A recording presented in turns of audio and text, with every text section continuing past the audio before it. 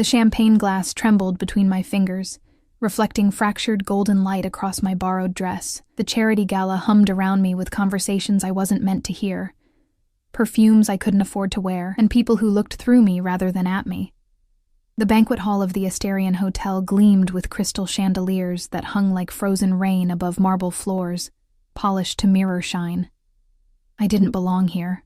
"Another drink, miss?" A server materialized beside me, his white-gloved hand extending a silver tray. "No, thank you." My voice sounded small even to my own ears. I was only here because Mrs. Whitmore, my elderly neighbor who had become something of a surrogate grandmother, had fallen ill and insisted I take her place. "The charity needs young faces," she'd said, pressing the invitation into my palm. "And you need a night away from that dreadful diner." I smoothed down the midnight blue gown Mrs. Whitmore had lent me, a relic from her younger days that had required emergency alterations to fit my frame. The fabric whispered against my skin, soft but foreign, like borrowed confidence. The weight of eyes settled on me, not the dismissive glances I'd been receiving all evening, but something heavier, more intentional. I turned slowly, following the electric sensation up my spine. That's when I first saw him. He stood near the far wall, partially shadowed by a massive floral arrangement. Tall, with broad shoulders encased in a suit that even I could tell cost more than my yearly rent. His dark hair was swept back from a face that belonged in Renaissance paintings, all sharp angles and perfect symmetry. But it was his eyes that made my breath catch. Even from across the room, they burned with an intensity that seemed to strip away all pretense. Behind him, two men in equally expensive suits scanned the room with practiced precision. Bodyguards. The realization should have sent warning bells ringing, but instead, I found myself unable to look away. He raised his crystal tumbler slightly in my direction, the gesture subtle yet unmistakable. I quickly turned back to the safety of the champagne fountain, my cheeks burning. This wasn't my world. I was here to represent Mrs. Whitmore, make a token appearance, and slip away unnoticed. Tomorrow I'd be back in my waitress uniform at Rosie's Diner, serving coffee to truckers and businessmen who tipped 15% on good days. "You look uncomfortable." The voice behind me was deep and carried a slight accent I couldn't place. Something European, with its edges softened by American inflection. I turned, already knowing who I would find. Up close, he was even more overwhelming. His cologne wrapped around me, something woodsy and expensive that made me think of ancient forests and hidden danger. "I'm fine," I managed, clutching my champagne glass like a shield, just not used to these events. His lips curved slightly, not quite a smile. "Neither am I." He extended a hand. "Alexander Volkov." I hesitated before placing my fingers in his. "Emma Carter." His hand enveloped mine completely, warm and strong.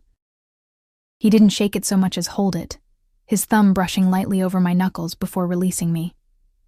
"You're not on the guest list, Emma Carter." My heart stuttered. "I'm here for Margaret Whitmore. She couldn't make it. The widow." He nodded once, his eyes never leaving my face. "A family friend? Neighbor." I shifted my weight, suddenly conscious of the worn soles of my only pair of heels. I should probably stay. It wasn't a request. The night is young, and these events are tedious without pleasant company.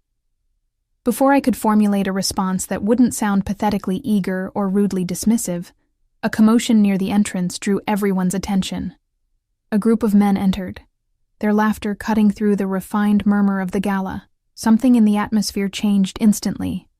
A subtle tightening, like the moment before a thunderstorm. Alexander's expression hardened to granite.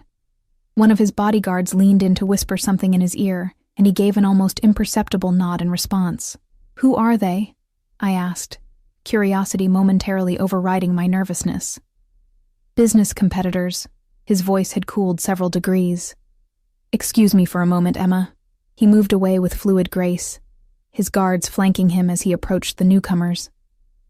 I watched as the group's boisterous energy dimmed under his approach. Words were exchanged, too low to hear, but the tension was palpable even from where I stood. One man, younger than the others, with slicked-back hair and too many rings, gestured wildly, his face flushed with anger or alcohol or both. I should have used the distraction to slip away, to return to my small apartment with its leaking faucet and temperamental heating. Instead, I found myself drifting closer, drawn by some inexplicable gravity. "Disrespectful to bring your lackeys here," the younger man was saying, his voice carrying as the conversation heated. "This is a charity event, not a territory negotiation." "Yet here you are, Marco, making a scene." Alexander's voice remained perfectly level, which somehow made it more threatening. "I believe you were uninvited after last year's incident." Marco's face darkened. "You don't own this city, Volkov. No matter what your father led you to believe." Something dangerous flickered in Alexander's eyes. The bodyguards shifted subtly, hands disappearing inside their jackets. The movement was so smooth, so practiced, that I almost missed it, but I'd spent enough time in rough neighborhoods to recognize the gesture for what it was. They were armed. The realization hit me like ice water. Whoever Alexander Volkov was, he wasn't simply a wealthy businessman. No ordinary entrepreneur needed armed guards or commanded that kind of fear with mere presence. I backed away, suddenly desperate for fresh air. My heel caught on the hem of my borrowed dress, and I stumbled sideways into a waiter carrying a tray of canapés.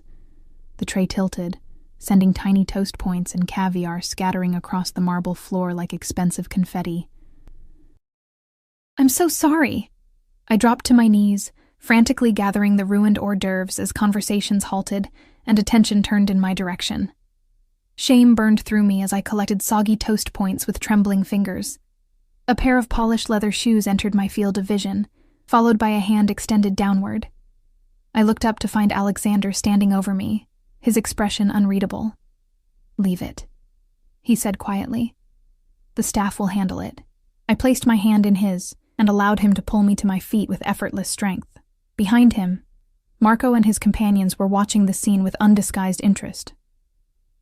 "Who's your new pet, Volkov?" Marco called, emboldened by the audience. "Doesn't seem your usual type. A bit plain for your taste, isn't she?"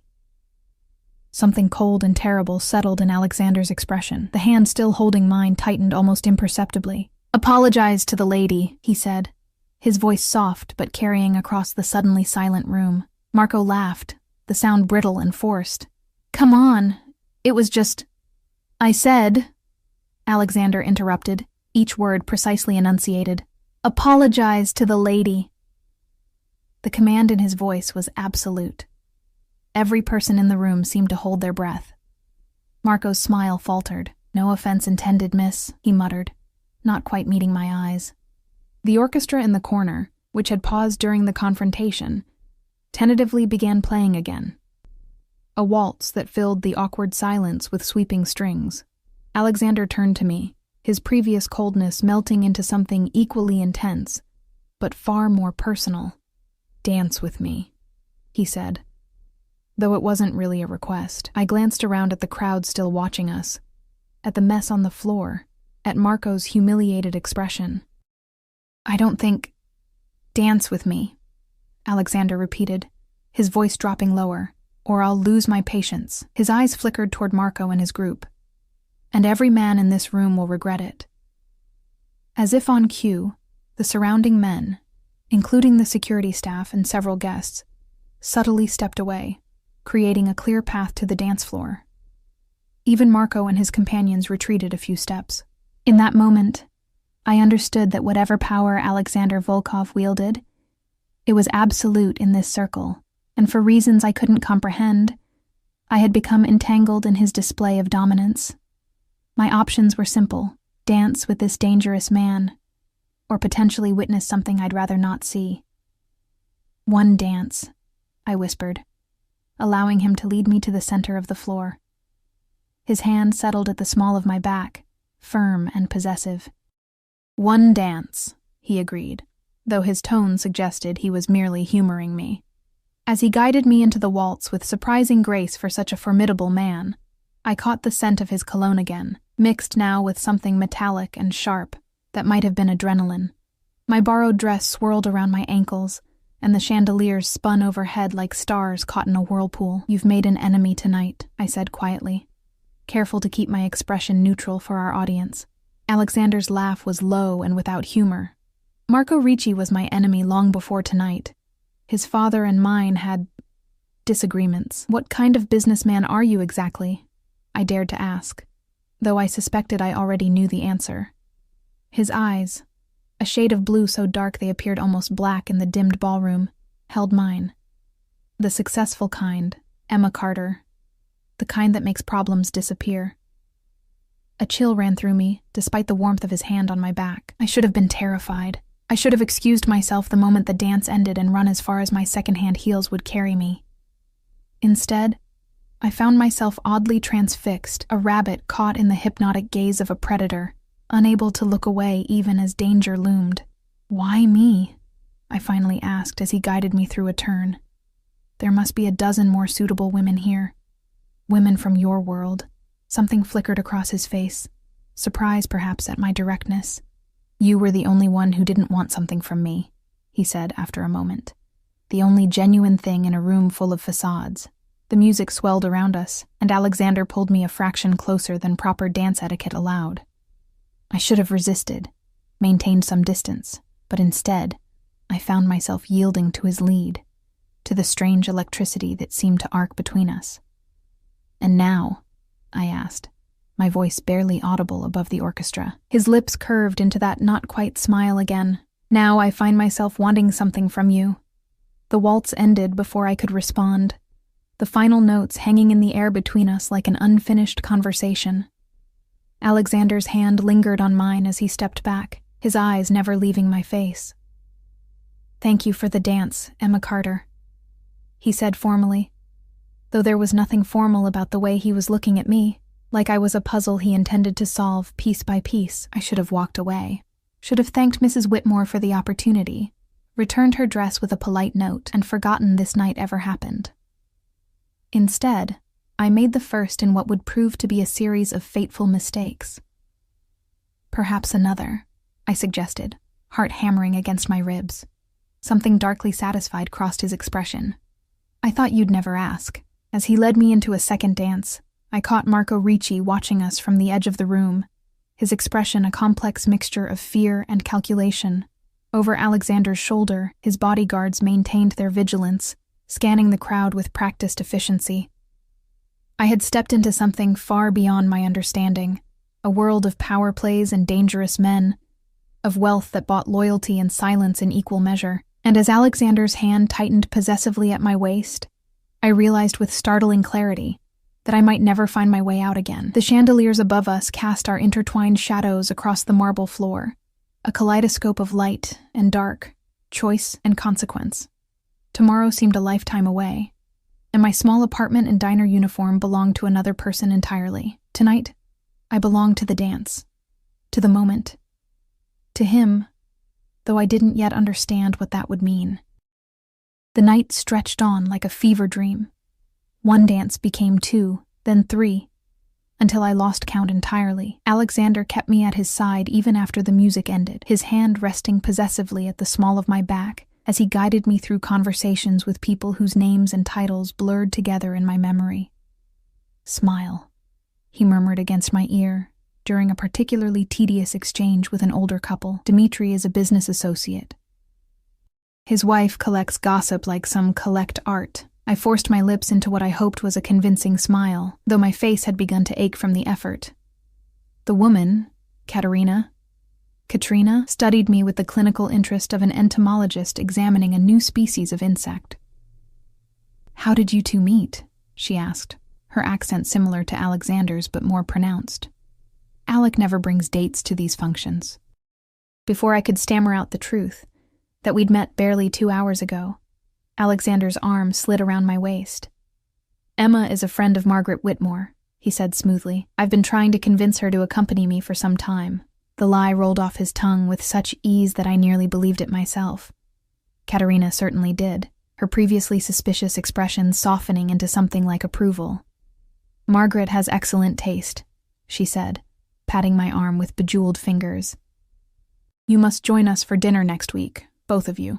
Alexander inclined his head in what might have been agreement or merely acknowledgement, then steered me away before I could say something to contradict his fabrication. "Why did you lie?" I asked once we were out of earshot. the question slipping out before I could reconsider. He looked down at me with mild amusement. Would you prefer I told them I spotted you across the room and decided to make you mine? Heat rushed to my face. I'm not yet, he agreed, his voice dropping to a register that sent shivers down my spine. But the night is still young. A server appeared at his elbow, offering champagne. Alexander selected 2 glasses and handed one to me, his fingers brushing mine deliberately. To new beginnings, he said, raising his glass. I hesitated, then touched my glass to his. To truth, I countered.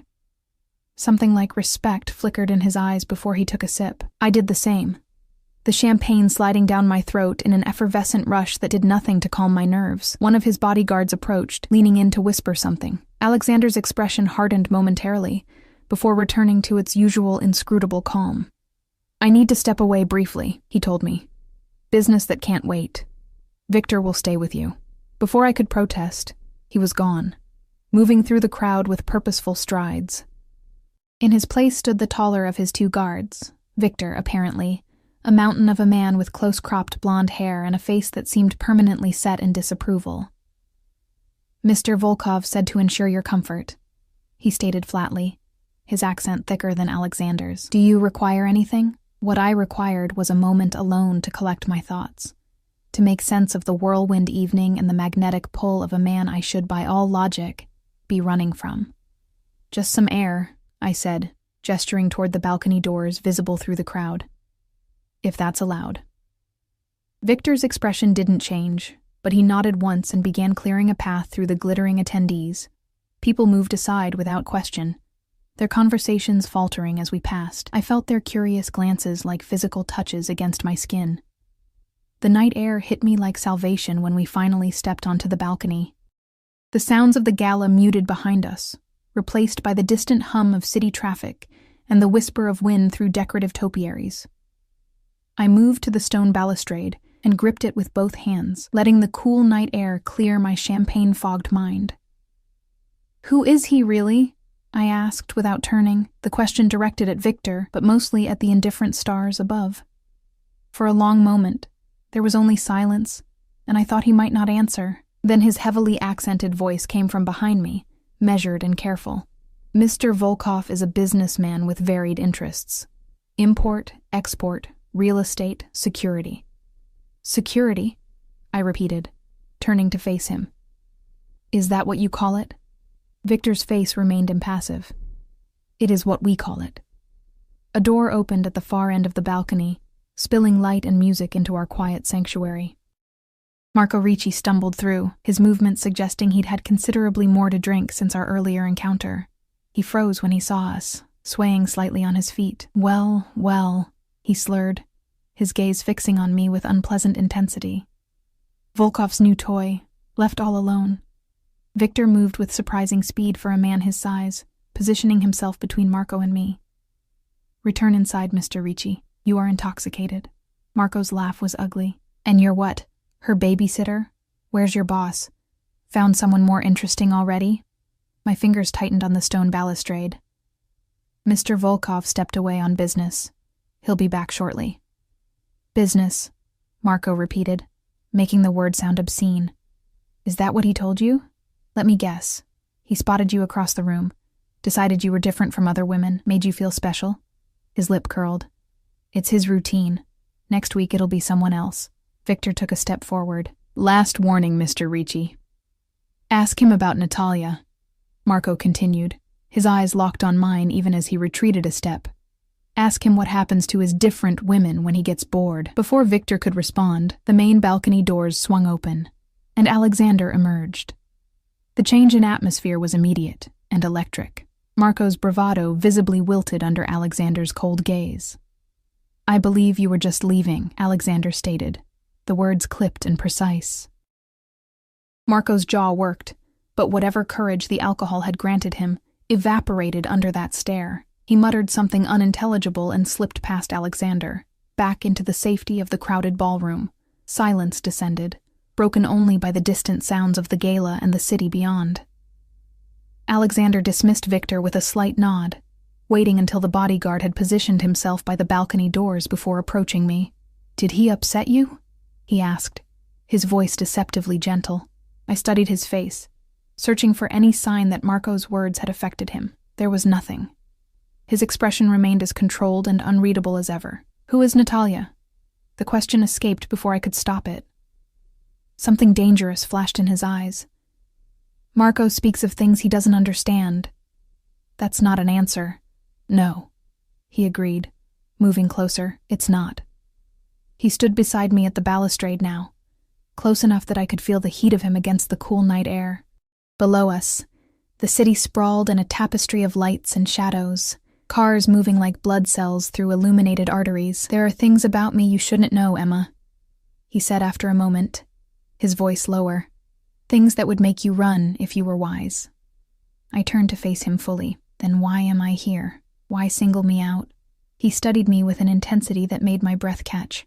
"Because when I saw you across that room, trying so hard to disappear, I recognized something." His hand rose, knuckles brushing lightly against my cheek. "You're trapped, just as I am. Different cages, perhaps, but cages nonetheless." The touch of his hand sent electricity skittering across my skin. "I'm not trapped," I protested, though even to my own ears the words sounded hollow. "I can walk away any time." His smile held no humor. "Can you? Try it. Walk back through those doors, through the ballroom, and out the main entrance. See how far you get before you turn around." Indignation flared, burning away some of the fog that had surrounded me all evening. "You think quite highly of yourself." "No," he said softly. "I think something recognized something else tonight. Call it fate. Call it chemistry. Call it mutual self-destruction. But don't pretend you don't feel it too." The worst part was that he was right. Something had clicked into place the moment our eyes met across the ballroom. A key turning in a lock I hadn't known existed. I wanted to deny it, to prove him wrong by walking away.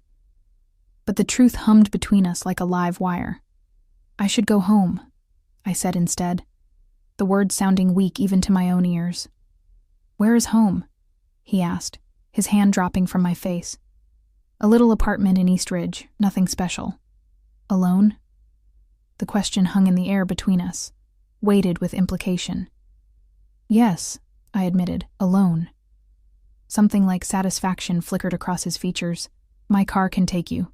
It wasn't a request, and something told me that if I refused, I'd find his sleek black car following my taxi anyway. "Fine," I conceded, "but just a ride home. Nothing more." His lips curved. "Of course."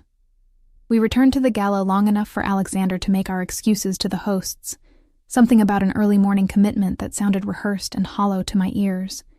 No one questioned it. No one dared. The night air had turned colder during our time on the balcony. I shivered in my borrowed dress as we descended the hotel's grand front steps, where a gleaming black Bentley waited at the curb. Victor held the rear door open while the other bodyguard, whose name I still didn't know, scanned the street with wary eyes. "After you," Alexander said, his hand at the small of my back, guiding me forward. I hesitated at the car door. "You don't need to come with me. I can give the driver my address." His expression didn't change, but something in his eyes hardened slightly. "I insist." Against my better judgment, I slid into the leather interior, the seat cool and buttery soft beneath my fingers. Alexander followed, settling beside me with easy grace. The door closed with a solid thunk, sealing us in a cocoon of luxury and silence. "East Ridge," he told the driver, then pressed a button that raised a privacy partition between the front and back seats. The car pulled away from the curb, gliding into the late-night traffic with barely a sound. I stared out the window, watching the opulent downtown buildings gradually give way to more modest structures as we headed east. "You're very quiet," Alexander observed after several minutes of silence. I turned to find him watching me, his face half-shadowed in the dimly lit interior. "I'm trying to make sense of tonight." "What's there to make sense of? We met. We danced. I'm taking you home." "Is that all this is?" I asked, unable to keep the skepticism from my voice. He shifted slightly, his knee brushing against mine in the confined space. "For tonight, yes. The implication that there would be more nights hung unspoken between us. I should have protested. Should have made it clear that this was a one-time encounter never to be repeated. Instead, I found myself studying the strong line of his jaw, the way his hands rested with casual confidence on his thighs. "Tell me about yourself, Emma Carter," he said, breaking into my thoughts. I gave a small, humorless laugh. "There's not much to tell. 26, waitress at Rosie's Diner, barely making rent most months, no family to speak of, not exactly a riveting biography." "No family at all?" Something in his tone made me glance at him sharply. "My parents died when I was 19. Car accident. No siblings." I paused, uncertain why I was sharing these details with a virtual stranger. "What about you?" His expression shuddered slightly. "My father passed last year. My mother lives in Moscow. I have a younger sister who refuses to speak to me." "Why?" "She disapproves of the family business." I thought of the armed bodyguards, of Marco Ricci's fear, of the way people had parted before Alexander like water around a stone. "Can't imagine why," I murmured. To my surprise, he laughed, a genuine sound that transformed his face, making him look younger and less forbidding. "You have fire in you, Emma Carter. I like that." The car slowed, turning onto my street with its row of aging apartment buildings. I hadn't told the driver my exact address, yet he navigated directly to my building without hesitation. "How did you—" I began, then stopped as realization dawned. "You already knew where I lived." Alexander didn't deny it. "I like to be informed." The car rolled to a stop in front of my building. Through the window, I could see the flickering exterior light that the landlord had been promising to fix for months, the cracked concrete steps leading to the security door with its broken intercom. "Not exactly the Ritz," I said, suddenly embarrassed by the contrast between the luxury of the Bentley and the shabbiness of my home. "Appearances can be deceiving," Alexander replied, his eyes never leaving my face. "What matters is what lies beneath." The driver opened my door, standing at attention beside it. I gathered my borrowed clutch and prepared to exit, only to find Alexander's hand on my wrist, his touch light but unmistakably restraining. "Have dinner with me tomorrow," he said. The words framed as a request but delivered as a command. I should have said no, should have thanked him for the ride and disappeared into my building, back into my real life with its predictable rhythms and manageable dangers. Instead, I heard myself ask, "What time?" Satisfaction gleamed in his eyes. 7. "I'll send a car." "I can meet you somewhere," I countered, trying to maintain some illusion of control. His thumb brushed lightly over my pulse point, sending a shiver up my arm. 7, he repeated. "The car will be waiting." I slipped from his grasp and out of the vehicle, the night air cool after the warmth of the Bentley's interior. Alexander remained seated but leaned forward slightly. "Sweet dreams, Emma Carter," he said, his voice a low promise that followed me up the cracked concrete steps. I didn't look back as I fumbled with my keys, aware of the idling car, of Alexander's eyes on me until I disappeared into the relative safety of my building's dingy lobby. Only when I reached my apartment on the 4th floor, climbing the stairs because the elevator was perpetually out of order, did I allow myself to exhale fully. I kicked off my uncomfortable heels and sank onto the edge of my sagging mattress, still wrapped in Mrs. Whitmore's elegant dress that now seemed as out of place in my tiny apartment as I had felt at the gala. My phone chirped with an incoming message. The number was unfamiliar. "Until tomorrow." AI stared at the screen, a mixture of dread and anticipation coiling in my stomach. How had he gotten my number? I hadn't given it to him. Hadn't given him my address either, yet he'd known exactly where I lived. Another message appeared below the first. "Don't overthink it," as if he could see me, could read my thoughts across the distance between us. I set the phone down carefully, as though it might bite, and moved to the window. The Bentley was gone, the street empty save for a few parked cars and the occasional passerby. Yet as I stared out at the night-shrouded city, I couldn't shake the feeling that I was still being watched, that I had walked willingly into something I didn't understand, a gilded cage whose door had just closed behind me with the softest of clicks. I drew the threadbare curtains and turned away from the window, but sleep eluded me long into the night. My dreams haunted by a waltz that never ended, and eyes that burned with dangerous promise. Morning arrived with harsh clarity, sunlight streaming through my thin curtains to illuminate the reality of my apartment. The water stains spreading across the ceiling, the mismatched furniture collected from thrift stores and sidewalk discards, the pile of bills on my kitchenette counter. Mrs. Whitmore's elegant dress hung from my closet door like a beautiful hallucination, the only tangible proof that last night had actually happened. My phone buzzed on the nightstand. Another message from the unknown number, from Alexander. "Good morning, Emma. The car will collect you at 6:30.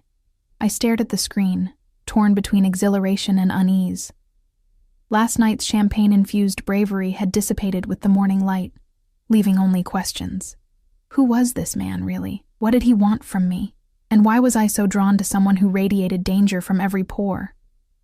My shift at Rosie's Diner started at noon, giving me plenty of time to return Mrs. Whitmore's dress and check on her condition. I dressed quickly in jeans and a faded t-shirt, carefully packing the gown in the garment bag she'd lent me. The morning was crisp, autumn asserting itself in the reddening leaves and cool breeze as I walked the 3 blocks to Mrs. Whitmore's brownstone.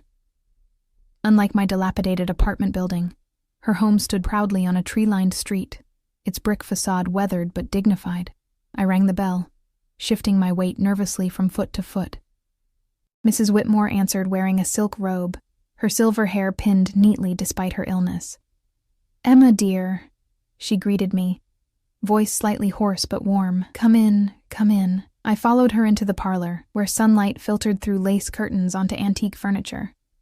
The room smelled of chamomile tea and the rose potpourri she made each summer. "How are you feeling?" I asked, setting the garment bag carefully across a chair. "Much better today," she assured me, settling onto her floral sofa with the grace of a woman half her age. "But never mind that. Tell me about the gala. Did you enjoy yourself?" The question seemed inadequate for the whirlwind of the previous night. "It was unexpected," I admitted, perching on the edge of an armchair. "I met someone." Mrs. Whitmore's eyes sparkled with interest. "Oh? Anyone I might know?" I hesitated. "Alexander Volkov." The change in her expression was subtle, but unmistakable, a tightening around her eyes, a slight stiffening of her posture. "I see," she said carefully. "And how did you find Mr. Volkov?" "You know him," I stated rather than asked, watching her reaction. Mrs. Whitmore sighed, reaching for the teacup on the side table beside her. "I knew his father, Mikhail, and I've met Alexander at various functions over the years." She took a deliberate sip before continuing. "The Volkovs have been influential in this city for 2 decades, ever since they arrived from Russia." "What kind of influence?" I pressed, thinking of the armed bodyguards, of Marco Ricci's fear. Her gaze met mine steadily. "The kind that doesn't bear close examination, dear." She set her cup down with a gentle clink. "Alexander has taken over most of his father's enterprises since Mikhail's passing last year." I swallowed hard. "Is he dangerous?" "Everyone with power is dangerous to someone," she replied, the non-answer hanging between us. "He asked me to dinner tonight." Mrs. Whitmore's fingers tightened around her teacup. "And will you go?" "I already said yes," I admitted. "But now I'm not sure it's wise." She was quiet for a long moment, studying me with eyes that had seen far more of life than I had. "Alexander Volkov is not a man one says no to lightly," she finally said. "But neither is he his father, for better or worse." "What does that mean?" "It means," she said carefully, "that Mikhail was cruel by nature and calculation. Alexander, from what I've observed, is calculating but not inherently cruel. He can be protective of what he considers his." The possessive way his hand had settled on my waist, the intensity in his gaze when he'd said he wanted to make me his, it all flashed through my memory with new significance. "I'm not his," I said, the words sounding hollow even to my own ears. Mrs. Whitmore's smile held no humor. "Not yet, perhaps." I left her brownstone with more questions than answers, her parting words echoing in my mind. "Be careful, Emma. Men like Alexander Volkov don't pursue women casually. Whatever has drawn his attention to you, it won't be easily diverted." The rest of the day passed in a blur of coffee refills and greasy orders at Rosie's diner. I moved through my shift on autopilot, my mind elsewhere, in a glittering ballroom, in the back of a luxury car, in the promise of the evening to come. "You're a million miles away today," Rosie herself commented, as I absent-mindedly wiped down the counter for the third time. The diner's owner was a heavy-set woman in her 50s, with streaked blonde hair and the permanent scent of fryer oil clinging to her uniform. "Hot date tonight?" I forced a smile. "Something like that." "Well, whoever he is, he's got you walking on clouds," she observed, her shrewd eyes missing nothing. "Just remember to keep one foot on the ground, honey. Men are temporary. Rent is forever." I laughed despite myself. "Yes, ma'am." My shift ended at 6, giving me barely enough time to rush home and prepare for Alexander's car. I showered quickly, letting hot water wash away the smell of diner grease and coffee. Standing before my closet afterward, wrapped in a threadbare towel, I confronted the reality of my wardrobe. Nothing suitable for dinner with a man whose watch probably cost more than my yearly rent. As if summoned by my despair, a knock sounded at my apartment door. Clutching my towel tighter, I peered through the peephole to find a young woman in a crisp black suit, holding a large white box. "Delivery for Emma Carter," she called through the door. "From Mr. Volkov." I hesitated, then cracked the door open, keeping my body hidden behind it. "I'm Emma." She offered the box with a professional smile. "Mr. Volkov thought you might appreciate this for this evening. The car will arrive at 6:30 as scheduled." Before I could respond, she turned and walked away, her mission apparently completed. I carried the box to my bed and lifted the lid with trembling fingers. Inside, nestled in tissue paper, lay a dress of deep emerald silk that caught the light like water. Beneath it were a pair of black heels that looked both elegant and, miraculously, my size. A small card rested atop the ensemble, something to match your eyes. The gesture was both thoughtful and presumptuous, a gift that erased my agency in choosing my own appearance. Yet, as I lifted the dress and held it against me, I couldn't deny the thrill that ran through me. The fabric was exquisite, the design simple but sophisticated in a way that spoke of restrained wealth rather than ostentation. I slipped it on, the silk cool against my skin, and turned to the small mirror on my closet door. The reflection startled me. The dress fit as though it had been made for me, highlighting curves I usually concealed beneath waitress uniforms and casual clothes. It made my eyes look greener, my skin paler, my hair darker. It made me look like someone who belonged on Alexander Volkov's arm. Precisely at 6:30, my phone buzzed with a message. "Your car is waiting." I gathered a small purse, my own this time, containing only my keys, phone, and ID. No money. I somehow knew Alexander would consider it an insult if I tried to pay for anything tonight. The same black Bentley from last night idled at the curb, Victor standing beside the rear door with impassive professionalism. He nodded once in acknowledgement as I approached. "Good evening, Miss Carter. You look lovely." The compliment, delivered in his heavily accented voice without any change in his stoic expression, caught me off guard. "Thank you, Victor." He opened the door, and I slid into the leather interior, half expecting to find Alexander waiting.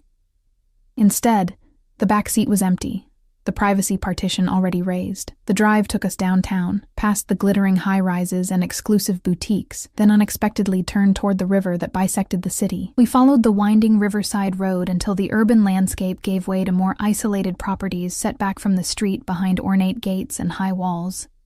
Finally, the car turned into a long, tree-lined driveway, approaching a mansion that seemed to rise from the landscape like a modernist vision in stone and glass. Security cameras tracked our progress, and as we neared the main entrance, I glimpsed men in dark suits positioned discreetly around the perimeter. Victor opened my door and offered his hand to help me out. "Mr. Volkov is waiting in the main house," he said, gesturing toward massive double doors of dark wood and frosted glass. I hesitated, suddenly overwhelmed by the reality of where I was, at the private home of a man who was, despite our charged encounters, still essentially a stranger, a dangerous stranger, if Mrs. Whitmore's careful words and my own instincts were to be believed. "Is everything all right, Miss Carter?" Victor asked, his expression unchanged but his tone suggesting genuine concern. "Yes," I lied, smoothing down the silk of my borrowed dress, just taking it all in.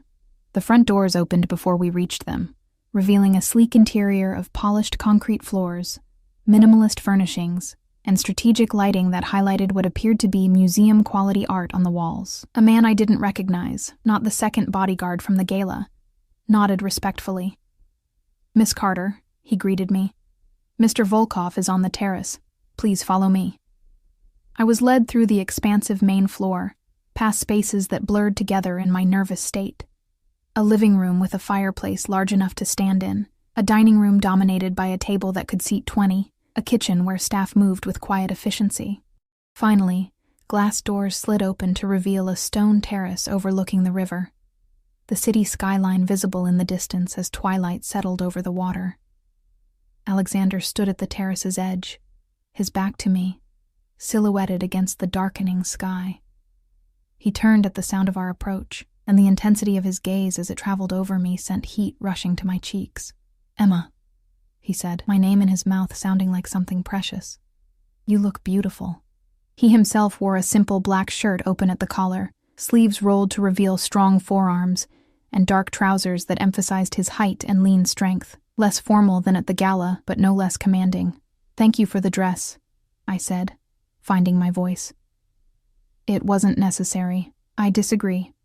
He moved closer, circling me slowly, his eyes appreciative but calculating. "It suits you perfectly. I knew it would." I forced myself to meet his gaze. "Do you always dress your dinner guests?" A smile played at the corners of his mouth. "Only the special ones." The man who had escorted me cleared his throat discreetly. "Dinner is ready to be served whenever you wish, sir." Alexander nodded dismissal, his eyes never leaving my face. "Would you like a tour of the house first? Or perhaps a drink?" "A drink," I decided, needing something to steady my nerves. He guided me to a seating area on the terrace, his hand at the small of my back, that same possessive touch from the gala. A bottle of champagne already waited in an ice bucket beside 2 crystal flutes. "You seem tense," he observed as he poured the champagne, the golden liquid catching the light from the terrace lanterns. "I'm dining at the home of a man I barely know, wearing a dress he purchased for me after being driven here in his car," I replied, accepting the flute he offered. "Forgive me if I'm a little on edge." Alexander settled beside me on the cushioned bench, close enough that his thigh brushed against mine. "You don't trust me." "Should I?"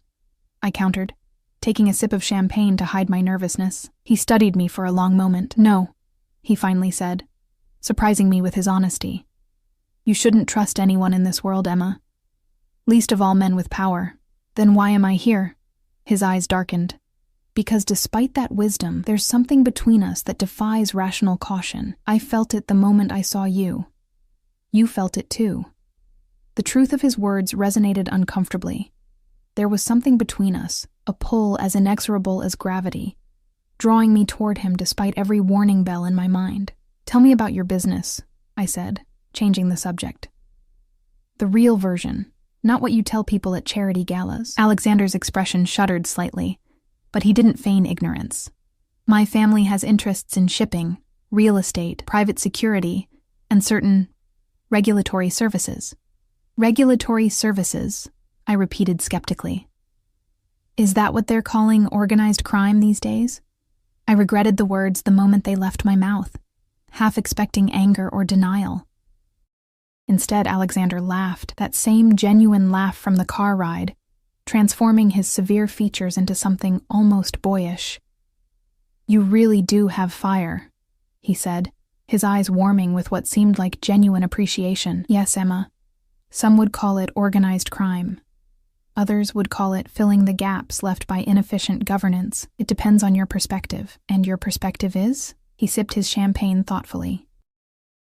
"My perspective is that I inherited an empire built by my father, an empire with thousands of employees who depend on me, with operations spanning continents, with enemies waiting for any sign of weakness." His voice hardened slightly. "I didn't choose this life, Emma, but I won't apologize for excelling within its constraints." I thought of my own constraints, the diner job that barely covered rent, the community college degree I'd had to abandon after my parents' death, the narrowing of possibilities with each passing year. "We're all trapped in something," I murmured, echoing his words from the gala. Alexander's eyes met mine, something like recognition flashing in their depths. Yes, he agreed softly. We are. A comfortable silence settled between us as the city lights began twinkling across the river, stars appearing in the darkening sky above. The breeze carried the scent of the water mingled with the subtle cologne Alexander wore, the same woodsy fragrance from the night before. "Shall we eat?" he suggested after our glasses were empty, rising and offering his hand. I placed my fingers in his, allowing him to guide me back through the glass doors, into a smaller, more intimate dining room than the formal one we'd passed earlier. A table for two had been set near windows overlooking the terrace and river beyond, candles flickering between elegant place settings. Staff appeared as if conjured, serving a first course of some delicate seafood creation that melted on my tongue. Wine replaced champagne, a ruby red vintage that Alexander mentioned was from his private collection, but whose name meant nothing to me. Conversation flowed more easily with each course, Alexander proving himself unexpectedly knowledgeable about art, literature, even the obscure indie bands I listened to during my rare free time. I found myself relaxing despite my earlier reservations, drawn into his orbit by more than just physical attraction or danger, by genuine intellectual connection. "How do you know about the Black Keys' early albums?" I asked, genuinely surprised when he referenced a particularly obscure track from one of my favorite bands. A shadow crossed his face briefly. "My sister," he said after a moment. "Anya. She is passionate about music." I remembered his earlier mention of a sister who refused to speak to him. "The one who disapproves of the family business?" "Yes." His expression closed like shutters being drawn. "She left for university in California 5 years ago, changed her name. Contacts our mother occasionally but refuses to speak to me." The pain in his voice seemed genuine, a crack in his otherwise impenetrable facade. "I'm sorry," I said, reaching across the table to touch his hand before I could think better of it. He turned his palm upward, capturing my fingers with his. "Don't be. She's safer away from all this." His thumb traced circles on my wrist, sending shivers up my arm. "Which is why I should be strong enough to let you walk away too." My breath caught. "But you're not going to." His eyes locked with mine, darkening with intent. "No," he admitted quietly. "I'm not." The rest of dinner passed in a haze of exquisite food and charged glances, Alexander's hand finding excuses to touch mine, his knee pressing against mine beneath the table. By the time dessert was served, some confection of chocolate and berries I barely tasted, the tension between us had built to something almost unbearable. "Would you like to see the rest of the house?" he asked, as staff cleared our plates, his voice dropping to a register that made his true meaning clear. I hesitated at the threshold of a decision that would irrevocably change the course of my life. Walking deeper into Alexander Volkov's world meant accepting all that came with it, the danger, the moral compromises, the gilded cage he seemed eager to construct around me. "Show me," I said, the words barely audible. He led me through the massive house, pointing out architectural features and art pieces with the knowledge of a true collector. But I registered little of it, too aware of his proximity, of the growing inevitability between us. We passed rooms whose purposes I could only guess at, doors that remained firmly closed, and security personnel who nodded respectfully as we passed. Finally, we reached what appeared to be a private wing, the atmosphere shifting from showcase to personal space. Alexander opened a door to reveal a study lined with bookshelves, a massive desk of dark wood positioned before windows that framed the now night-shrouded river. "My sanctuary," he said, allowing me to enter first. "Few people are ever invited here." I moved to the bookshelves, running my fingers along leather-bound spines. Many of the titles were in Cyrillic, but others were English classics. Dostoevsky beside Dickens, Tolstoy alongside Twain. "You're full of contradictions," I observed, turning to find him watching me with that same intense focus. "As are you," he countered, moving closer. "The waitress with the soul of a poet. The woman who recognizes danger yet walks toward it willingly." He stood before me now, close enough that I could feel the heat radiating from his body, could catch the mingled scents of wine and cologne on his breath. "Why me?" I asked again, the question that had haunted me since the gala. "Of all the women you could have, why single out someone like me?" Alexander's hand rose to cup my cheek, his touch surprisingly gentle for a man with so much power at his disposal. "Because you look at me and see the man, not the position. Because your eyes hold secrets as deep as my own. Because when I'm with you, the cage door opens, just a little." He leaned down, his intention clear, giving me time to retreat if I wished. Instead, I rose on tiptoes to meet him halfway, my hands settling on the solid warmth of his chest as our lips met. The kiss began gently, almost tentatively, but quickly ignited into something more desperate, more consuming. His arms encircled me, drawing me against the hard planes of his body as my fingers threaded through his hair, anchoring him to me. When we finally broke apart, both breathing heavily, his eyes had darkened to midnight. "Stay with me tonight," he said, the words somewhere between question and command. I knew I stood at a crossroads. To say yes was to step fully into Alexander's world, with all its darkness and danger. To say no was to return to my small apartment, my diner uniform, my life of quiet desperation, but with my independence intact. In the end, it wasn't really a choice at all. "Yes," I whispered against his mouth, feeling his smile curve against my lips before he kissed me again, deeper this time, with a possessiveness that both thrilled and frightened me. As he led me from the study toward what I assumed was his bedroom, a phone rang, not the subtle chime of a cell phone, but an actual landline, its sharp trill cutting through the charged atmosphere between us. Alexander froze, his expression shifting from desire to something colder, more controlled. "I need to take that," he said, his voice tight with regret, and something that might have been concern. "Wait here.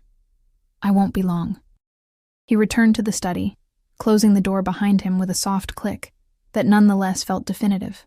I stood in the hallway, the spell of the moment broken, rational thought beginning to reassert itself in the absence of his overwhelming presence. What was I doing? Getting involved with a man who all but admitted to running a criminal organization. A man whose very attention put me at risk. If Mrs. Whitmore's careful warnings and Marco's more direct ones were any indication, I moved to the window at the end of the hallway, looking out at the manicured grounds, now cast in shadow and moonlight. Security personnel patrolled the perimeter, their movements precise and professional. Beyond them lay the river, the city, my apartment, my life, all seemingly a world away now. The study door opened, and Alexander emerged, his expression carefully controlled, but tension evident in the set of his shoulders, the tightness around his eyes. "Is everything all right?" I asked, watching his face for clues. "A business matter that requires my immediate attention," he said, his voice clipped. "I need to go out. Victor will take you home." The dismissal was as unexpected as it was abrupt, leaving me momentarily speechless.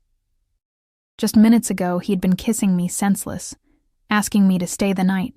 Now he couldn't get me out of his house fast enough. Just like that, I finally managed, unable to keep the hurt from my voice. Something like regret flickered across his features. He moved closer, taking my hands in his. "It's not what I want, Emma, but this can't wait. And I won't leave you alone here. Will you tell me what's happening?" "No." The word was absolute, allowing no argument. Then, more gently, "Some aspects of my life must remain separate from you for your own protection." I wanted to argue, to demand answers, but the steel in his voice made it clear that further questions would be futile. Instead, I nodded once, drawing my hands from his. "Victor is waiting at the front entrance," Alexander said, his tone softening slightly. "I'll call you tomorrow." He leaned in to brush his lips against mine, a brief touch that held promise rather than passion, then turned and strode away, already pulling a phone from his pocket and speaking rapidly in what sounded like Russian. I made my way back through the house alone, the room suddenly seeming colder, more imposing without Alexander beside me. Victor waited at the front door as promised, his expression as impassive as ever. "Mr. Volkov sends his apologies for the abrupt end to the evening," he said, as he escorted me to the waiting car. The drive back to my apartment passed in silence, my mind replaying the evening's events. The connection I'd felt with Alexander, the desire that had flared between us, the sudden interruption that had sent me home alone. As the Bentley pulled up to my building, Victor opened my door with his usual efficiency. Mr. Volkov wanted me to assure you he will contact you tomorrow, he said, his tone suggesting this was a message he'd been specifically instructed to deliver. I nodded, too emotionally exhausted for words, and made my way up to my apartment. Only when I was inside, door locked behind me, did I allow myself to fully process the whirlwind of the past 24 hours. The emerald dress hung from my body like a second skin, a tangible reminder of a world I had briefly touched, a world of wealth and power and darkness that both attracted and terrified me. I slipped it off carefully, hanging it in my closet beside Mrs. Whitmore's returned gown, then stood under a hot shower until my skin turned pink, trying to wash away the confusion, the desire, the lingering scent of Alexander's cologne. As I crawled into bed, my phone chimed with an incoming message. Sleep well, Emma. What was interrupted tonight will be continued. Soon. I stared at the screen, a shiver that was not entirely fear racing down my spine. Whatever game we were playing, whatever path I had started down, it was clear that Alexander Volkov had no intention of letting me walk away, and despite everything, the warnings, the danger, the glimpse of his world's darkness, I wasn't sure I wanted to. I woke to insistent knocking at my apartment door. Bleary-eyed and disoriented, I fumbled for my phone. 7:15 a.m., too early for any reasonable visitor. The knocking continued, more urgent now. Coming, I called, wrapping myself in a robe and hurrying to the door. Through the peephole, I saw Mrs. Whitmore, her normally composed face tight with concern. I yanked the door open. Mrs. Whitmore, is everything okay? She pushed past me into the apartment, glancing back toward the stairwell before closing the door firmly behind her. We need to talk, Emma, about Alexander Volkov. My stomach dropped. How did you know? Everyone knows, she interrupted, her voice unusually sharp. That's the problem. She moved to my window, peering through the curtains at the street below. Whatever she saw there deepened the lines around her mouth. You went to his home last night. It wasn't a question, but I nodded anyway, suddenly conscious of how thin my robe was, how obvious it must be that she'd woken me. He invited me to dinner. Mrs. Whitmore turned from the window, her eyes taking in the emerald dress draped over my single chair where I'd left it after last night's abrupt ending. And he gave you gifts.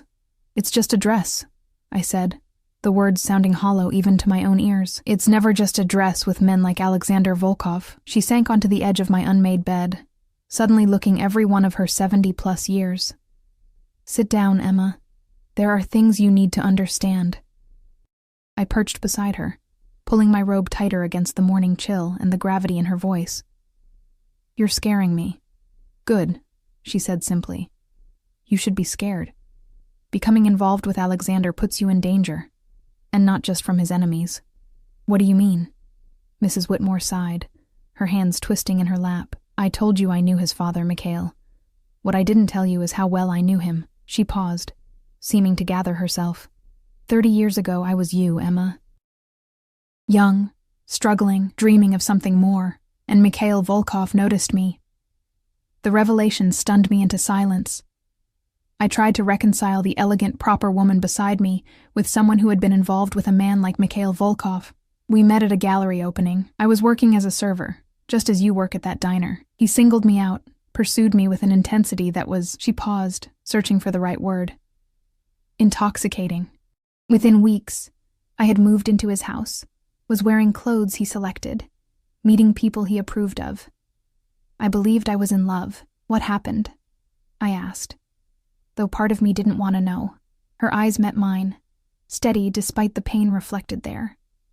I became his possession, not his partner. The cage door closed so gradually I hardly noticed until it was too late. She reached for my hand, her grip surprisingly strong. Mikhail had a terrible temper and terrible jealousy. The implication hung in the air between us. I thought of Alexander's controlled intensity, the possessiveness in his touch. Alexander isn't his father, I said quietly. No, she agreed. He's not, but the apple rarely falls far from the tree. And he was raised in Mikhail's shadow, watching his father's methods, absorbing his lessons. She squeezed my hand. The car that's been parked across the street since dawn. Those are Alexander's men. Watching you. Protecting you, perhaps, but also monitoring you. I felt the blood drain from my face. What? Mrs. Whitmore nodded toward the window. Black sedan. 2 men inside. They followed me when I left my house to come here. I rose and moved to the window, carefully parting the curtains just enough to peek through. Sure enough, a black car idled at the curb, its windows tinted but not enough to completely obscure the silhouettes of 2 men in the front seats. I didn't give him permission to have me watched, I said, anger rising through my shock. Men like Alexander don't seek permission, Emma. They take what they want and justify it as protection, as care, as love. Mrs. Whitmore stood, moving to join me at the window. I managed to get away from Mikhail only because he allowed it, because I was pregnant, and the child wasn't his. I turned to her, stunned by this new revelation. You have a child. Pain flashed across her features. Had, she corrected gently. A daughter. She died in childbirth, along with her baby. Mikhail let me go because I was damaged goods to him by then, but he never quite released his claim on me. Even after he married Alexander's mother, he would send gifts on my birthday, have men check on me periodically. The parallels to my own situation were too stark to ignore, the unexpected attention from a powerful man, the gifts, the surveillance. Why are you telling me this now? Because last night, after you left Alexander's house, there was an incident. A man was found in the river, Marco Ricci. The name hit me like a physical blow. I remembered his drunken confrontation on the balcony, his warnings about a woman named Natalia, his obvious fear of Alexander. Is he dead? No, not yet, but in critical condition at Mercy Hospital. The official story is that he was mugged and thrown from the riverside path, but nobody believes that. Mrs. Whitmore's eyes held mine. This is the world you're stepping into, Emma. A world where people who cause problems disappear or have accidents, where women become possessions to be controlled and monitored. I sank back onto the bed, my legs suddenly unable to support me. Alexander had to leave suddenly last night, I murmured. Said it was business that couldn't wait. Mrs. Whitmore's expression softened with something like pity. I don't know if Alexander ordered this attack personally. He's more calculated than his father was, less prone to emotional violence, but it happened under his authority, in his territory, to a man who had publicly disrespected him. And you. My phone chimed from the nightstand. With trembling fingers, I reached for it, somehow knowing who the message would be from. Good morning, Emma. I hope you slept well. Car will collect you at noon for lunch. Another message appeared below it almost immediately. Wear the green dress again. I couldn't stop thinking about how beautiful you looked in it. Mrs. Whitmore didn't need to see the screen to understand. He's summoning you, she said, not unkindly. What will you do? It was the question I'd been asking myself since the gala, since the first moment Alexander's eyes had locked with mine across that glittering ballroom. What would I do? Continue down this path with a man who represented everything dangerous and seductive about power? Or retreat to the safety of my ordinary life, with its ordinary struggles and predictable limitations? I don't know, I admitted, setting the phone aside. Mrs. Whitmore nodded, as though my uncertainty confirmed something for her. When I left Mikhail, I had nothing. No money, no connections, no protection. He could have destroyed me with a word. Do you know why he didn't? I shook my head. Because I knew things. Secrets.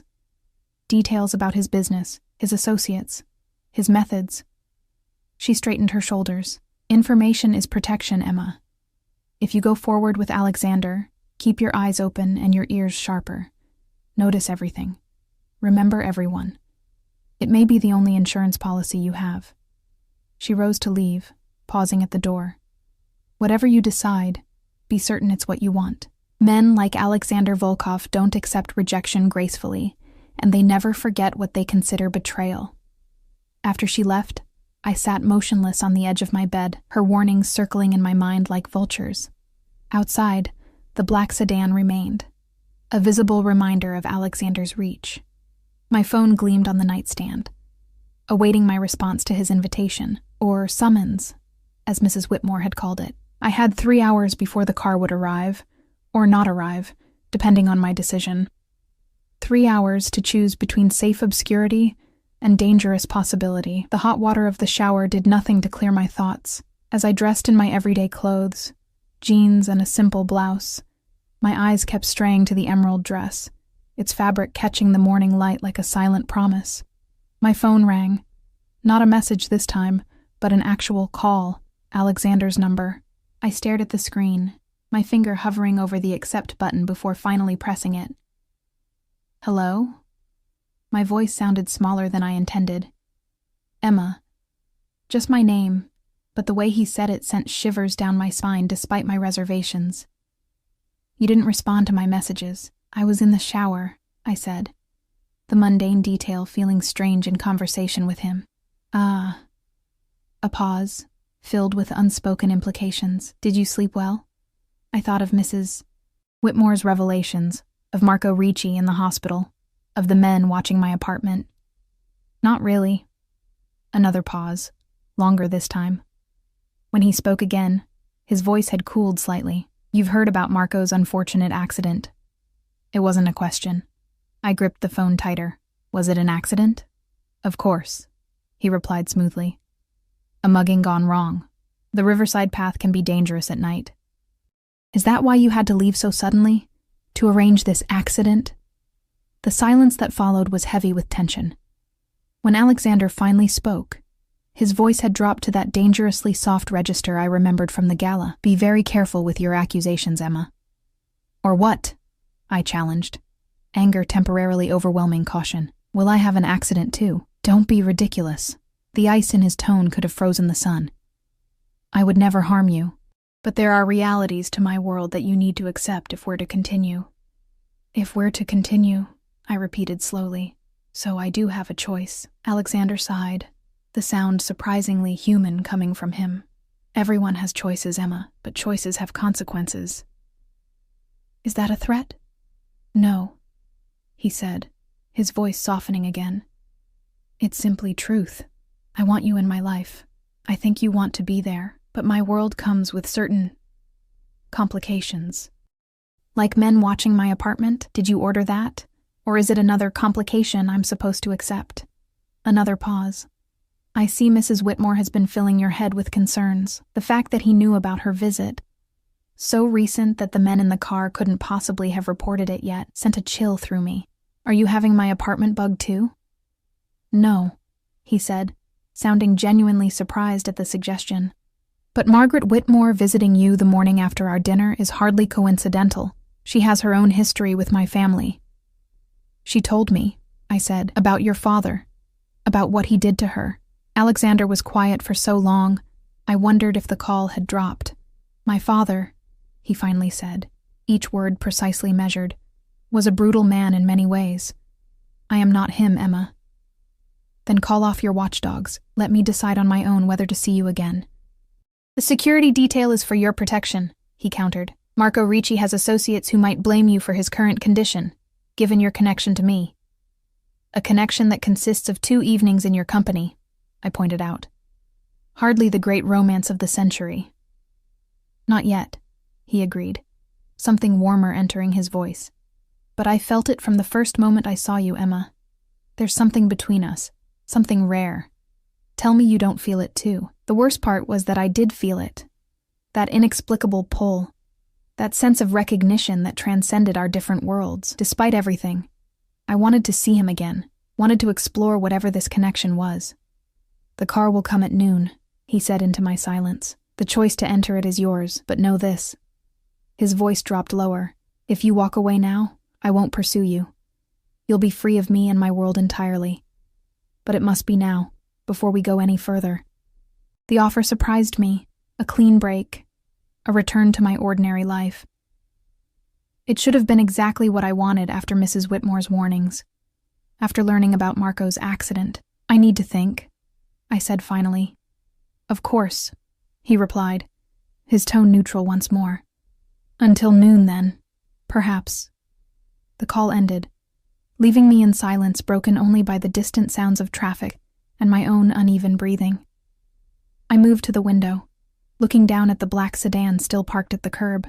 The men inside were just doing their jobs, following orders, protecting me, if Alexander was to be believed. I thought of my shift at Rosie's later that afternoon, of the endless cycle of coffee refills and greasy plates, of tips that barely covered groceries. I thought of my parents, gone too soon, leaving me to navigate adulthood alone.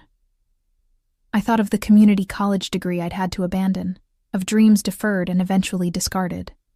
Then I thought of Alexander, his intensity, his intelligence, the unexpected depth behind his controlled exterior, the way he looked at me as though I were precious and mysterious rather than ordinary and struggling. The feeling of his hand at the small of my back, his lips against mine. At 11:30, I reached for the emerald dress. The black Bentley arrived precisely at noon, Victor emerging to open the rear door with his usual stoic efficiency. I approached slowly, wearing the dress Alexander had sent, my own worn jacket over it against the autumn chill, a small bag containing a change of clothes slung over my shoulder. "Good afternoon, Miss Carter," Victor greeted me, his expression giving nothing away. "The men watching my building," I said without preamble. "Are they coming too, or staying to monitor my empty apartment?" Victor's mouth twitched in what might have been the ghost of a smile. "They have been reassigned, Mr. Volkov called them off an hour ago." The small concession shouldn't have warmed me as it did, Alexander responding to my wishes, removing the surveillance I'd objected to. I slid into the back seat, half expecting to find him waiting. Once again, the car was empty. This time our destination wasn't Alexander's riverside mansion, but a private dining room in Luciano's, an upscale Italian restaurant downtown. The maitre d' greeted me by name as Victor escorted me inside, leading us through the main dining area, where heads turned to watch our progress, and into a secluded room with a single table set for two beside a window overlooking a small courtyard garden. Alexander rose as I entered, his eyes moving over me with undisguised appreciation. He wore a charcoal suit that emphasized the breadth of his shoulders, a crisp white shirt open at the collar. No tie, no bodyguards visible within the room, an attempt at normalcy that was belied by the closed door and Victor's position just outside it. "You came," he said simply, moving around the table to pull out my chair. "I came," I agreed, allowing him to seat me. "But I have conditions." Something like amusement flickered in his eyes as he returned to his own seat. "I'm listening." "No more surveillance without my knowledge or consent," I began, meeting his gaze steadily. "No more surprise gifts left at my door. No more assumptions about my availability." I took a breath. "And complete honesty about what happened to Marco Ricci." Alexander sipped from a glass of water, studying me over the rim. "The first three conditions are reasonable," he said after a moment. "As for Marco, he was attacked by unknown assailants while walking alone at night in an area known for muggings. That's the official story, and it's the one you should maintain if asked." "And the unofficial story?" His expression didn't change, but something in his eyes hardened. "Are you wearing a wire, Emma?" The question shocked me. "What? No, of course not." "Then don't ask questions whose answers could put both of us at risk." He set down his glass with deliberate precision.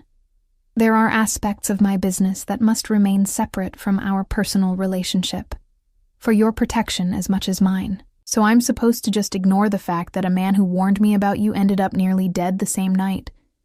"Yes," he said simply. "That is exactly what I expect you to do." A server entered with a bottle of wine, temporarily halting our conversation.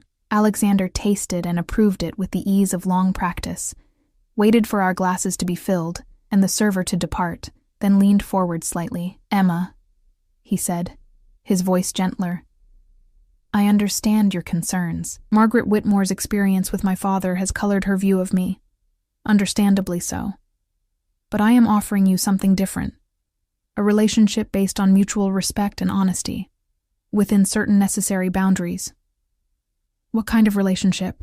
I asked, the question that had been hovering between us since the gala.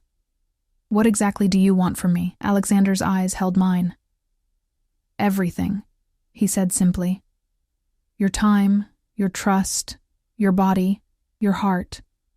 I want to share my life with you, to give you everything you've ever wanted or needed." The intensity of his declaration should have frightened me. Instead, It sent heat coursing through my veins, a mixture of desire and something deeper, more dangerous. "You barely know me," I pointed out, trying to maintain some perspective. "I know enough," he countered. "I know you're intelligent, resilient, and unimpressed by wealth or status. I know you've been alone too long, fighting your own battles. I know you feel this connection between us just as strongly as I do." His hand moved across the table to cover mine. "The rest, we can discover together." The server returned with our first course, forcing Alexander to withdraw his hand. The meal progressed with conversation that carefully skirted our earlier tension. He asked about my interests, told me stories about his university days in London, made me laugh with surprisingly sharp observations about the city's social elite. By dessert, the wine and his undivided attention had worked their magic, relaxing me despite my lingering reservations. When he suggested we walk in the restaurant's private garden, I agreed readily, wanting to extend our time together. The autumn air held a crispness that complemented the golden late-afternoon sunlight filtering through turning leaves. Alexander guided me along a stone path that wound between carefully tended flower beds and ornamental trees, his hand at the small of my back in that now familiar possessive touch. "I've been thinking about your conditions," he said, as we paused beside a small fountain. "And I have a counter-proposal." I turned to face him, conscious of his height, his proximity, the subtle cologne that I was beginning to associate with safety despite all logic to the contrary. "I'm listening."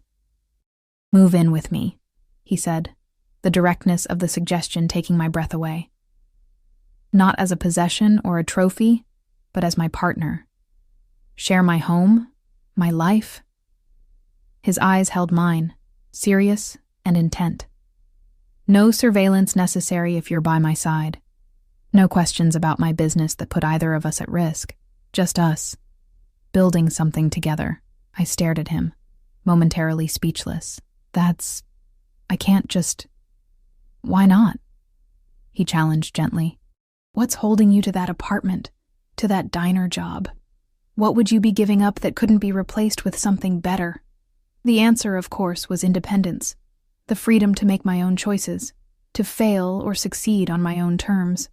Yet even as that thought formed, I questioned it. What freedom did I really have, trapped in poverty, in a dead-end job, in a life that had narrowed to survival rather than living?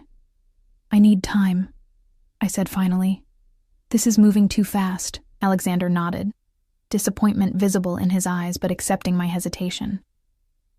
"A compromise, then. Stay with me for a week, see what life could be like. At the end of that time, if you choose to return to your apartment, I'll respect that decision. No surveillance, no pressure. And my job? Call in sick," he suggested with a slight smile, "or quit. I suspect Rosie will survive without you for a week." The offer was tempting, a trial run of a life I could barely imagine, with an exit strategy if it proved too much. "When would this week start?" His smile widened, sensing my wavering resistance. "Now. Tonight." "I don't have clothes, toiletries, all easily acquired," he interrupted. "Or we can stop at your apartment for whatever you need." I thought of Mrs. Whitmore's warnings, of Marco in the hospital, of all the reasons I should walk away from Alexander Volkov and never look back. Then I thought of returning to my empty apartment, to the loneliness that had been my constant companion since my parents' death, to the grinding struggle of making ends meet. 1 week, I agreed finally. No commitments beyond that. Alexander's smile held triumph and genuine pleasure in equal measure. 1 week, he echoed, raising my hand to his lips. Though I suspect it will be enough to convince you. We returned to my apartment briefly to collect essentials, clothes, medications, the few mementos of my parents I couldn't bear to leave behind. Alexander waited in the living area while I packed, his presence filling my tiny space in a way that made it seem even smaller, more inadequate. As I zipped my overnight bag, I caught sight of Mrs. Whitmore's number on a notepad by my bed. Impulsively, I sent her a text. "I'm staying with A for a week, a trial period. I'll be careful. Thank you for your concern." Her reply came almost immediately. "Remember what I told you. Eyes open, ears sharp. Call if you need me. Anytime." The drive to Alexander's mansion felt different this time, less like entering forbidden territory, more like embarking on an adventure. Alexander held my hand throughout the journey, his thumb tracing patterns on my skin that sent shivers of anticipation up my arm. Staff greeted us upon arrival, efficiently whisking away my modest bag. Alexander led me through the house to a wing I hadn't seen the previous night, opening double doors to reveal a suite that took my breath away, a bedroom larger than my entire apartment, with floor-to-ceiling windows overlooking the river, a sitting area with a fireplace, and glimpses of a bathroom that appeared to be entirely marble. "Your rooms," he said, watching my reaction closely. "Connected to mine through that door." He indicated a door in the far wall, but with your own entrance as well. Privacy when you want it, company when you desire it. I moved to the windows, taking in the view as twilight settled over the river. "It's beautiful," I admitted, overwhelmed by the luxury that Alexander took for granted. He came to stand behind me, his hands settling on my shoulders. "You're beautiful," he murmured, his breath warm against my ear. "I've been thinking about our interrupted evening since the moment I had to send you home." I turned in his embrace, looking up into eyes that had darkened with desire. "No more interruptions?"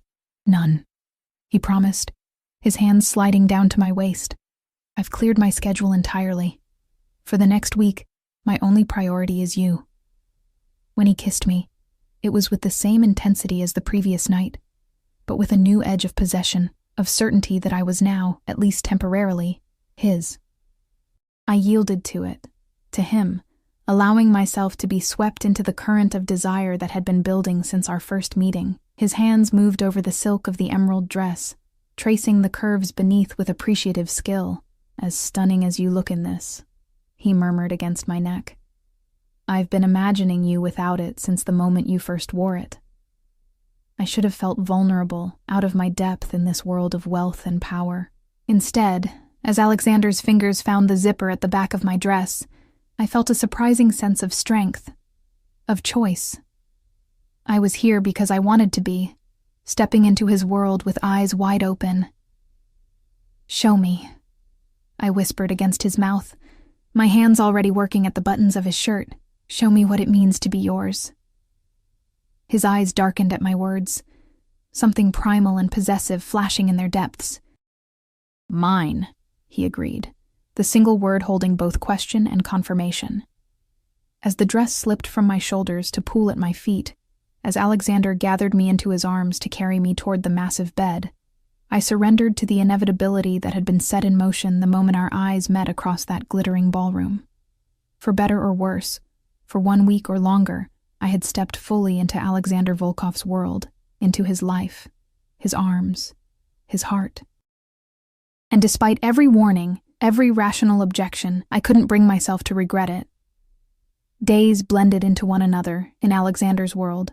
I woke each morning in his arms, sunlight filtering through floor-to-ceiling windows to bathe us in golden warmth. We shared breakfast on the terrace overlooking the river, spent afternoons exploring the city in ways I never could have afforded. Private museum tours, exclusive restaurants, boutiques where staff knew Alexander by name, and treated me with deference that was both thrilling and discomfiting.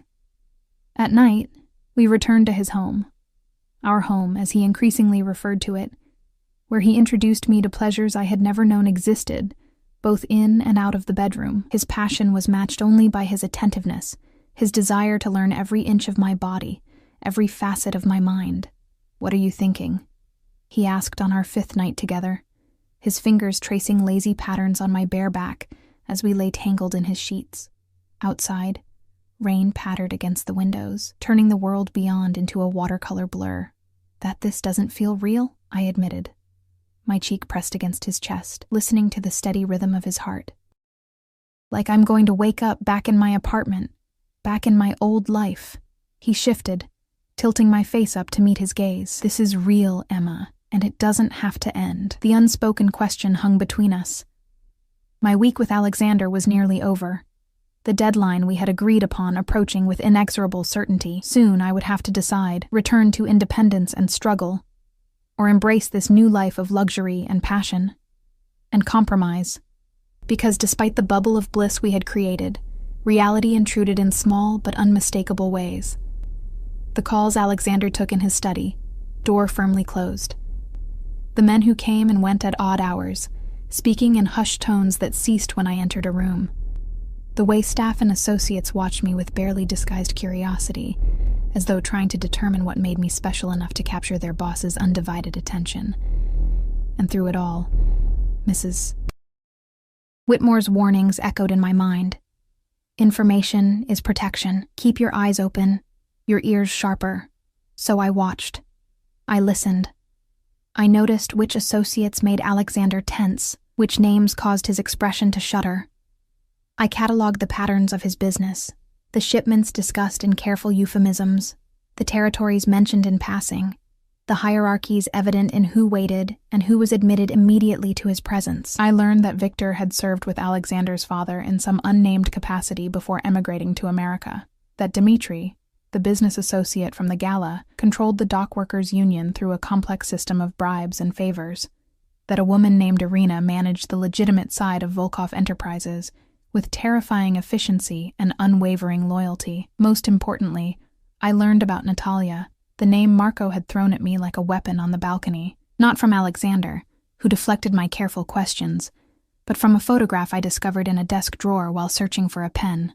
Alexander, with his arm around a stunning blonde, her smile brittle, her eyes haunted. Mr. Volkov's former fiancée, Victor had explained when I casually showed him the photo, his expression giving nothing away. Before my time with him. What happened to her? I had asked, keeping my tone light, merely curious. Victor's eyes had met mine, something like warning in their depths. She decided the life was not for her. She relocated. To Perth, I believe. The way he emphasized the destination felt deliberate, information offered as both explanation and caution. Perth. As far from here as one could possibly get without leaving Earth entirely. These thoughts swirled through my mind as Alexander's fingers continued their gentle exploration of my skin, his eyes studying my face with that intensity that still made my heart race. "You're thinking too hard again," he murmured, pressing his lips to my forehead. "What's troubling you?" "Marco Ricci," I said, the name slipping out before I could reconsider. "Has there been any update on his condition?" Alexander's body tensed subtly beneath mine, though his expression remained neutral. "He's recovering. The doctors expect a full recovery, physically at least." "Physically?" A slight shrug. Some memory loss around the incident. Not uncommon with head trauma. His fingers resumed their path along my spine. Why the sudden interest in Marco? I chose my words carefully. I was thinking about the night we met. How he confronted you at the gala. Ancient history, Alexander dismissed. Our families have been rivals for generations. His father and mine were at odds on many issues, like your father and Mrs. Whitmore. I suggested, testing boundaries. Something darkened in his eyes. Not quite the same situation.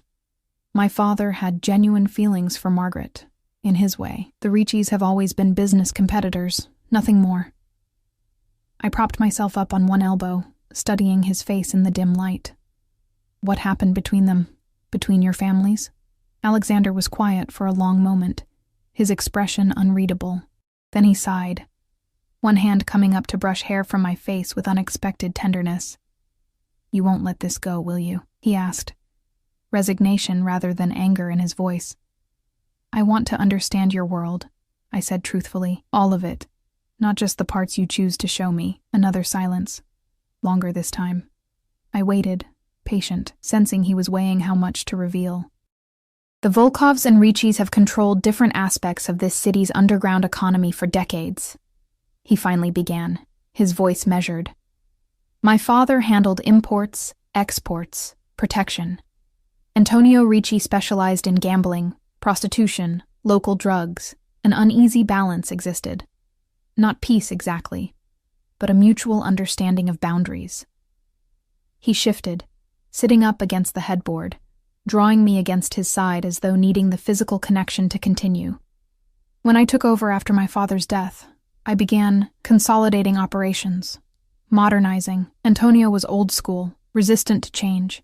His son Marco saw opportunity in the transition. Thought I would be weaker than my father, easier to challenge. Was he right?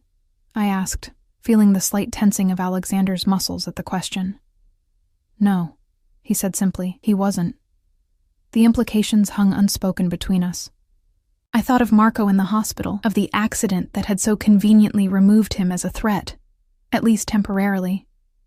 And Natalia? I asked, the name dropping into the silence like a stone into still water. How does she fit into all this? Alexander went completely still beside me. Who told you about Natalia? Marco mentioned her at the gala, I reminded him. And I saw a photograph in your desk drawer. His jaw tightened. Going through my things, Emma? Looking for a pen, I countered, holding his gaze steadily. The photograph was just there. Victor said she was your former fiancé. Alexander was silent for so long I wondered if he would answer at all. When he finally spoke, his voice had a flatness I hadn't heard before. Natalia was Antonio Ricci's niece. Our engagement was meant to be a peace offering, a joining of families. His fingers had stilled on my skin. It was not a love match, at least not on my side. She had certain expectations about her role, about how much access she would have to family business. And when she didn't get that access? His eyes met mine, something cold and distant in them that made me shiver despite the warmth of the room. She found other ways to acquire information. Information she then shared with her uncle and cousin. The pieces clicked together in my mind with sickening clarity. She betrayed you. Yes. The single word held volumes of pain and fury. Pillow talk can be a powerful intelligence-gathering tool. I thought of Mrs. Whitmore's advice.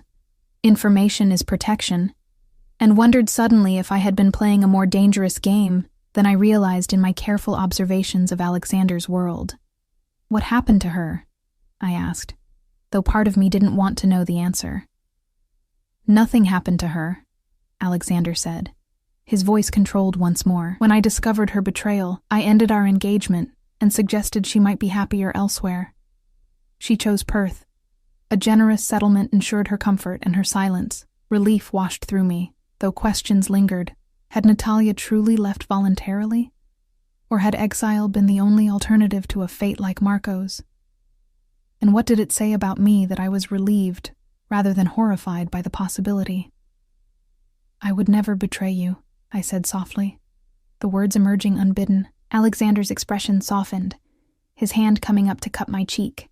I know, he said, with a certainty that both warmed and unsettled me. You're not Natalia. You don't want my money or my power. You want me. He kissed me then, a kiss that deepened quickly into something more urgent, more consuming. I yielded to it, to him, pushing aside unanswered questions and lingering doubts in favor of the immediate, undeniable connection between us. Later, as Alexander slept beside me, I stared at the rain-streaked windows and confronted the decision looming before me. 2 days remained of our agreed-upon week. 2 days until I had to choose, return to my old life, or embrace this new one, with all its complications and compromises. The answer came to me in the gray light of dawn, as Alexander's arm tightened around me in his sleep, his body instinctively seeking mine.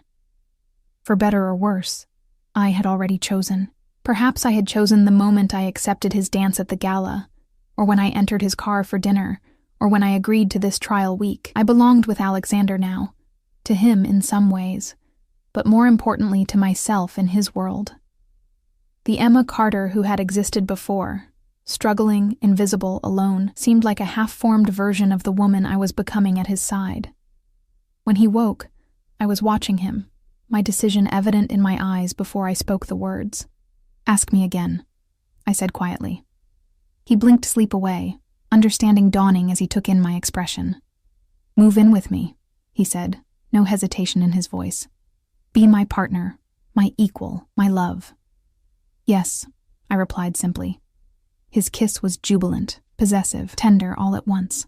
When he finally pulled away, his eyes held a warmth I was still getting used to seeing directed at me. I'll have your things moved from your apartment today, he said, already making plans, claiming my life as his own. And we should celebrate tonight. Dinner at Lumen? Or perhaps... Wait, I interrupted gently. Before we get caught up in planning, there's something I need to say. Alexander stilled, wariness replacing the joy in his eyes. You're having second thoughts already? No, I assured him, taking his hand in mine. But I need you to understand something. I'm choosing you, choosing us, with my eyes wide open. I know who you are, what you do. I'm not asking you to change or to protect me from the truth. Relief flickered across his features, followed by something deeper, more complex. Emma, let me finish, I said, squeezing his hand. I know there will be parts of your business I can't be involved in. Lines you won't cross for me, just as there are lines I won't cross for you. I'm not asking for full transparency in everything, just honesty between us, here, in our private life. He studied me for a long moment, as though seeing me anew. What exactly are you saying? I'm saying I accept your world, Alexander. But I won't be Natalia, using your bed to gain information. And I won't be a possession, like Mrs. Whitmore was to your father. I met his gaze steadily. I'll be your partner in every sense that matters, but I'll also be myself, with my own boundaries, my own principles. Something shifted in his expression, respect mingling with the desire that was always present when he looked at me. And if those principles come into conflict with my world, then we'll figure it out together, I said simply. That's what partners do. He was quiet for a moment, considering my words with the careful deliberation he brought to all important decisions. Finally, he nodded, his hand tightening around mine. Partners, he agreed, the word sounding like both promise and challenge. The celebration that night was intimate rather than extravagant. Dinner on the terrace despite the autumn chill. A fire blazing in the outdoor hearth. Just the two of us with the city lights spread below like scattered stars. Alexander had arranged for my few belongings to be moved from my apartment. My keys turned into my landlord. My employment at Rosie's Diner, formally terminated with a generous bonus that had made Rosie's eyes widen with shock. To new beginnings, Alexander said, raising his glass to mine as we sat beside the fire, wrapped in soft throws against the evening air. And clear eyes, I added, thinking of Mrs. Whitmore's warnings, which had proved both accurate and incomplete. Yes, there was danger in Alexander's world, compromises required, hard truths to face. But there was also this, connection, passion, possibility. 3 months later, the transformation of my life was complete in ways I could never have imagined that first night at the charity gala. I had found my place in Alexander's world, not as his possession or his weakness, but as his strength, his confidant, his conscience when needed. I maintained certain boundaries. I refused security details unless genuinely necessary, insisted on keeping my friendship with Mrs. Whitmore despite her history with his father, and established a small foundation, using part of the allowance Alexander had set up for me, helping women escape abusive relationships and build independent lives. Alexander, to his credit, respected these choices. He negotiated rather than demanded, compromised where it mattered, and gradually allowed me glimpses into the aspects of his business he had initially kept separate.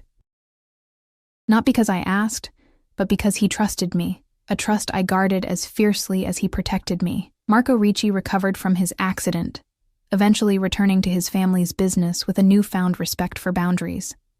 The tension between the families eased, not into friendship, but into a more stable coexistence, facilitated in part by my neutral presence at Alexander's side. Mrs. Whitmore, initially skeptical of my decision, gradually came to accept that my relationship with Alexander was fundamentally different from hers with his father. He looks at you differently, she admitted during one of our weekly teas. Mikhail looked at me as a possession. Alexander looks at you as if you're essential to him. The truth of her observation struck me with particular force one evening, 6 months after I had moved into Alexander's home. We were hosting a charity event, my first as official hostess of the Volkov estate, when I overheard a conversation not meant for my ears. "She's changed you," Dmitri said to Alexander in a quiet moment, the two men standing near the study door as I approached from the hallway. "Softened your edges." "Not softened," Alexander corrected, his voice carrying the quiet authority I had come to know so well. "Focused. Everything I do now has clearer purpose." "Because of her?" Doubt colored Dimitri's tone. A waitress you met at a gala? I still don't understand what makes her different from all the others.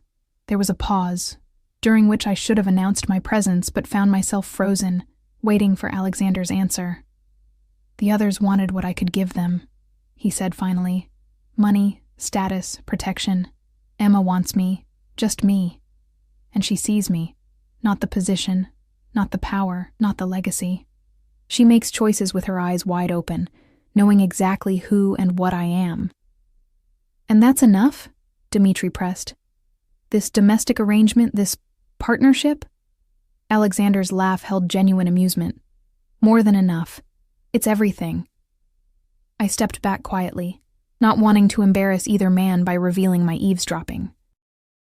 But Alexander's words stayed with me throughout the evening, warming me more than the champagne or the admiring glances of guests who had once looked through me as though I were invisible. Later that night, after the last guest had departed and we had retreated to the privacy of our rooms, Alexander watched me remove the diamond earrings he had given me for the occasion, simple but exquisite, like most of his gifts these days, chosen with increasing understanding of my tastes. Happy? He asked, his eyes meeting mine in the mirror as I sat at the vanity. I turned to face him fully, considering the question with the honesty that had become the foundation of our relationship. Was I happy? The life we had built together bore little resemblance to any future I could have imagined for myself before that fateful gala. It came with complications I was still learning to navigate, compromises I sometimes struggled to reconcile with my principles. Yet it also brought passion, purpose, partnership with a man whose complexities matched my own, a man who had offered me the world, but valued me most for seeing beyond its glittering surface to the person beneath. Yes, I said simply, rising to cross the room to him. I'm happy. His arms encircled me, drawing me against the solid warmth of his chest. Even with all the complications? He asked, a rare vulnerability in his voice. I reached up to trace the strong line of his jaw, thinking of how far we had come from that first dance, that first command. Even with all the complications, I confirmed, because they're our complications, and we face them together. Alexander's smile held all the intensity, all the possession, all the dangerous allure that had first drawn me to him, but now it held something else too. A warmth, a tenderness, a partnership forged in clear-eyed choice rather than blind passion. Dance with me, he murmured, taking my hand in his. It wasn't a command this time, but an invitation, and as we moved together in the quiet of our room, no music but the rhythm of our synchronized heartbeats, I knew with absolute certainty that I had made the right choice that night at the gala, and every night since. In Alexander's arms, in his world, in his heart, I had found not a cage but a key, unlocking parts of myself I never knew existed, revealing strengths I never knew I possessed. Whatever challenges lay ahead, whatever complications our unusual union might face, we would meet them as we had begun, with eyes wide open, hearts fully engaged, and a dance that continued, step by careful step, into our shared future,